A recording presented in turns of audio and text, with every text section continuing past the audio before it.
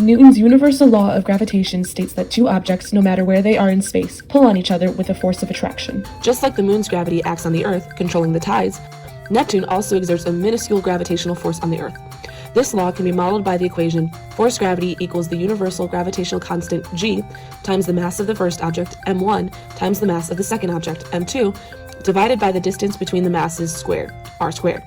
So, when the masses increase and the distance between them decreases, the force of gravity increases. This relationship also means that the closer the object is to the center star, the faster the object orbits the star.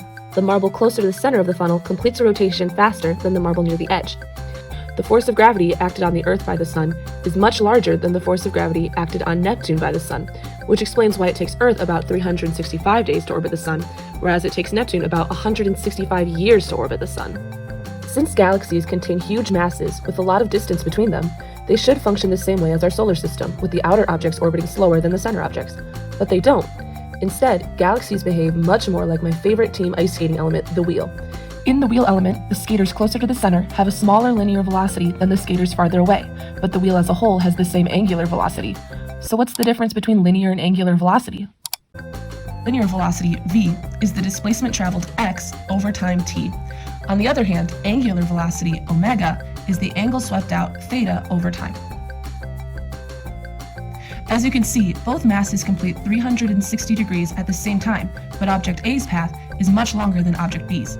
Therefore, object A covers more displacement in the same amount of time compared to object B. Thus, object A has a larger linear velocity, but both masses have the same angular velocity. Since each skater's mass is so small, the force of gravity between each skater is negligible. Instead, the wheel is held together with tension from the skater's arms. This added tension is why skaters don't behave like planets and allows the outer masses to have a higher linear velocity than the center masses.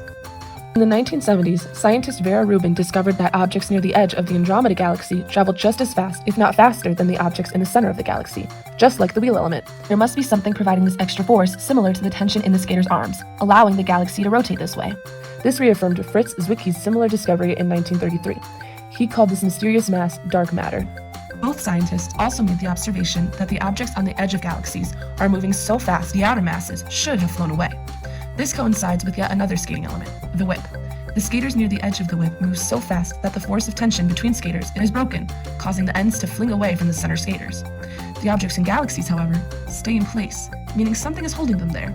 So not only does dark matter alter the gravitational forces within galaxies, but also holds these objects in place. Although dark matter accounts for over 85% of our universe, scientists still aren't sure what it is exactly.